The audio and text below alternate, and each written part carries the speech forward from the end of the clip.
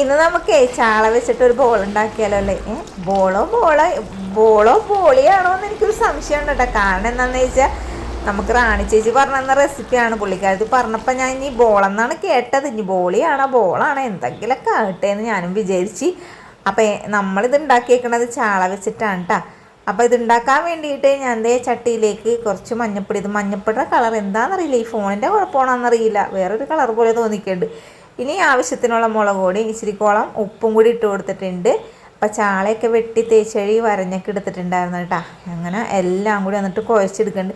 കുഴക്കുമ്പോൾ പയ്യനെ ഒന്ന് കുഴച്ചെടുക്കണേ കേട്ടോ. ഞാൻ പയ്യനാണ് കുഴക്കണം. നിങ്ങളൊന്നും കാണുമ്പോൾ ഭയങ്കര പ്രസ് ചെയ്ത് കുഴക്കണ പോലെയൊക്കെ തോന്നും. കാരണം ഒന്നാമത്തെ ചാള വെട്ടി വന്നപ്പോൾ അൽക്കുളത്ത് ചാള പോലെ ആയി.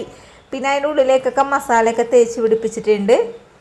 ഇതിപ്പോൾ ഇന്ന് വൈകുന്നേരം കൊണ്ടാ സാധനം ഉണ്ടാക്കി വെച്ചേക്കണം, നാളെ കൊടുക്കാമല്ലോ. അപ്പോൾ റാണി ചേച്ചി എന്നോട് പറഞ്ഞായിരുന്നു ഇത് തലേദിവസം ഉണ്ടാക്കി വെച്ചാൽ ടേസ്റ്റ് ഉണ്ടാവുള്ളൂ, എത്ര ദിവസം വരെ വേണമെങ്കിൽ ഇത് കേടാകാണ്ടിരിക്കുമെന്ന് പറഞ്ഞു. നമുക്ക് എത്ര ദിവസം ഇരിക്കാനായിട്ട്, നമുക്ക് നാളെ തന്നെ തീർന്നാൽ മതിയായിരുന്നു. അപ്പം ചാളനെയൊക്കെ വെളിച്ചെണ്ണ ഒഴിച്ചിട്ട് കുറച്ച് കറിവേപ്പിലൊക്കെ ഇട്ട് പൊരിക്കാനായിട്ട് അവിടെ അടക്കി കൂട്ടി വെച്ചിട്ടുണ്ട്. ഇനി മിക്സിയുടെ ജാറിലേക്ക് ഒരു കഷ്ണം ഇഞ്ചി, കുറച്ച് വെളുത്തുള്ളി, ഇച്ചിരിക്കോളം കടുകും ഇച്ചിരിക്കോളം ഉലുവ ഇട്ട് കൊടുത്തിട്ടുണ്ട്. പിന്നെ ഇതിൽ കാന്താരിമുളകിൻ്റെ കാര്യം റാണി ചേച്ചി എന്നോട് പറഞ്ഞില്ലായിരുന്നു. പക്ഷെ ഞാനേ നാളത്തേക്ക് പിണ്ടി മേടിക്കാൻ പോയതാണ് കടയിൽ. അപ്പം നോക്കുമ്പോൾ കാന്താരിമുളക് ഇരിക്കണം. എന്നാൽ പിന്നെ കുറച്ച് കാന്താരിമുളക് മേടിച്ച് അതും ഇടാം. പിന്നെ കുറച്ച് കുരുമുളക് പൊടി. ഇത് അരക്കാൻ വേണ്ടിയിട്ട് വിനാഗിരിയാണ് ഒഴിക്കേണ്ടത്, പച്ചവെള്ളമൊന്നും ഒഴിക്കാൻ പാടില്ല. ആ മിക്സിയിൽ തന്നെ ഞാൻ കുറച്ച് ചുമന്നുള്ളിയും നന്നാക്കി ഇട്ട് കൊടുത്ത്, ഒരു തക്കാളി കണ്ടമുണ്ടൊക്കെ അതും അരിഞ്ഞിട്ട് കൊടുത്ത്, എന്നിട്ട് അതും പേസ്റ്റ് രൂപത്തിൽ അരച്ചെടുത്തിട്ടുണ്ട്. അപ്പോഴേക്കും ഞാൻ മൊത്തത്തിൽ ഈ ചാളയൊക്കെ വറുത്ത് കോരി മാറ്റിയിട്ടുണ്ട് കേട്ടോ. ഇനി എന്ത് ചെയ്യണം, നമ്മുടെ ചട്ടിയൊക്കെ അടുപ്പിലേക്ക് വെച്ച് കൊടുത്തിട്ടുണ്ട്. ചാള പൊരിച്ച എണ്ണയില്ലേ, അതുണ്ടെങ്കിൽ അത് ഒഴിച്ചു കൊടുക്കാം, അല്ലെങ്കിൽ ഇപ്പം വെളിച്ചെണ്ണ ഒഴിച്ചു കൊടുക്കാം കേട്ടോ. എന്നിട്ട് നമ്മൾ അരച്ച് വെച്ചേക്കണം ആ ഒരു ഉള്ളി തക്കാളി പേസ്റ്റ് ഇല്ലേ അതും, അതേപോലെ തന്നെ നമ്മളെ കാന്താരി മിക്സ് ഇല്ലേ അതും അങ്ങോട്ട് ഇട്ട് കൊടുത്തിട്ടുണ്ട്. ഇനി ഇതിലേക്ക് കുറച്ച് കറിവേപ്പിലയും കൂടി ചേർത്ത് കൊടുത്തിട്ടുണ്ട്. എന്നിട്ട് എല്ലാം കൂടി ഒന്ന് നന്നായിട്ടൊന്ന് വഴറ്റി എടുക്കണം കേട്ടോ. അങ്ങനെ കുറേ നേരത്തെ ഇടവേളയ്ക്ക് ശേഷം നമ്മുടെ അരപ്പൊക്കെ നന്നായിട്ട് വഴറ്റി ഇട്ടിട്ടുണ്ട്. ഇനി നമുക്കിതിലേക്കില്ലേ എന്താണ് പൊടികൾ ചേർത്തണം. പൊടികൾ ആദ്യപ്പുറത്തൊന്നും ചേർക്കേണ്ട ആവശ്യമില്ല കേട്ടത്. ഇച്ചിരിക്കോളം മുളക് പൊടി, ഇച്ചിരിക്കോളം മഞ്ഞൾപ്പൊടി മാത്രം ചേർത്ത് കൊടുത്താൽ മതി.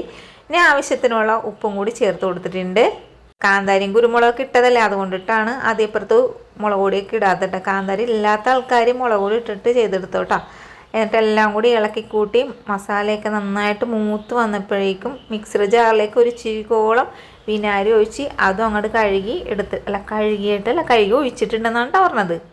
അങ്ങനെ കുറച്ച് സമയം നമ്മുടെ അരപ്പൊക്കെ ഒന്ന് തിളച്ച് വന്നപ്പോഴേക്കും വറുത്ത് വെച്ചങ്ങനെ ചാളക്കുട്ടന്മാരെയൊക്കെ അങ്ങോട്ട് നിരത്തി അങ്ങോട്ട് ഇട്ട് കൊടുത്തിട്ടുണ്ട്.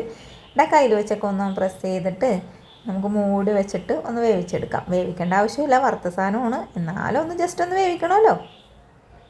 പിന്നെ കറിവേപ്പിലേക്ക് അങ്ങോട്ട് വാരിക്കോരി ഇട്ട് കൊടുത്തിട്ടുണ്ട് കേട്ടോ. ഇത് എത്ര ദിവസം വരെ വേണം കേടാണ്ടിരിക്കോട്ടെ. കാരണം എന്ന് വെച്ചാൽ വറുത്ത ചാള പിന്നെ വിനാഗിരി ഒഴിച്ച് വെച്ചേക്കണത്.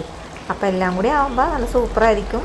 അപ്പോൾ ഒരു ചാളയും കുറച്ച് ഗ്രേവിയൊക്കെ കൂട്ടി ചൂട് ചോറിൻ്റെ ഒപ്പം കഴിച്ചിട്ടുണ്ടെങ്കിൽ അടിപൊളി ടേസ്റ്റ് ആയിരിക്കും കേട്ടോ. അപ്പോഴേ നാളെ ഞാനിത് എങ്ങനെയെങ്കിലും വിറ്റ് തീർക്കും. എന്നിട്ട് എല്ലാവർക്കും ഇഷ്ടപ്പെടുകയാണെങ്കിൽ ഇനിയും ഞാൻ ഉണ്ടാക്കി കൊടുക്കും. അപ്പോൾ വീഡിയോ ഇഷ്ടപ്പെട്ട സപ്പോർട്ട് ചെയ്യാൻ മറക്കരുത്. ലൈക്ക് ചെയ്യണം, ഷെയർ ചെയ്യണം. വീഡിയോ കണ്ടതിന് താങ്ക് യു.